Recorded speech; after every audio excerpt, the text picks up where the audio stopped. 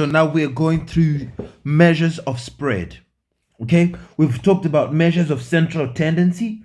Now we're talking about measures of spread. Measures of spread just describe to us how similar or how varied the set of values that we are dealing with are.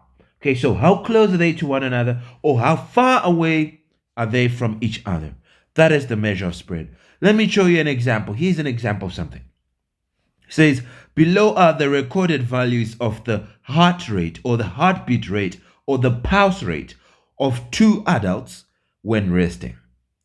So, two adults were tested for their heartbeat rate or their pulse rate. Now, normal heartbeat rate is from 60 to 100, okay? If you're an adult, when you're resting, your heart should be beating between 60 and 100. Then that means you're healthy. If it goes below 60 or above 100, and you're just a normal adult and not an athlete, then something is wrong. Okay, you need a checkup. So now, if we're to look at these two, adult 1 and adult 2, we've tested their heartbeat rate at 3 different times during the day. Now, we want to know how they are. Okay, how are they? Are they healthy or they not? So now we'll get the average of this. So it's going to be 68 for the first one.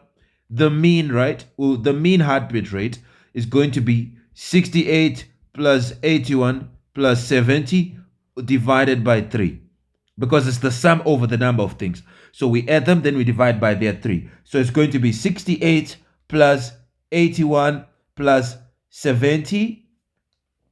We get an answer, we divide by 3, we get 73. So in here, the mean is 73. Well, if we were to use the mean, we would say this is a healthy person, right? Healthy person, because it's between 60 and 100. So now let's do for adult 2. What is the mean going to be now? So for adult 2 now, we can say that our x bar is still the same, summation of x over the number of things, which is the sum over the number of things. So it's 44 plus 55 plus 120 divided by how many are they? There are 3.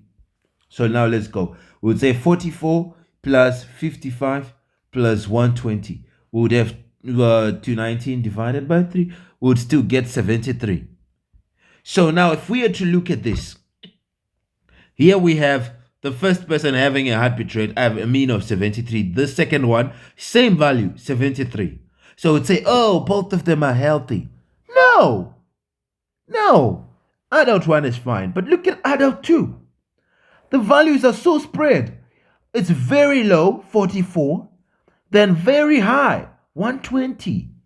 So if you see this person has a seriously fluctuating heartbeat or pulse rate, okay, things are not fine. It can go so low and go so high. Okay, 55 is close to 60, but look at the other ones. So when we look at this, mean is not enough. It's not telling us everything about this person, because the two values are the same. They're actually 73, but that's misleading. So we need something else, and that is where these measures of spread come in. They tell you how spread your value is, and you can be able to know, are things fine or they're not. So this is better. There are many situations where we need to do that. We need measures of spread. We want to see how spread are our values, or are they close to one another. Now, how many measures of spread do we have? We have quite a few.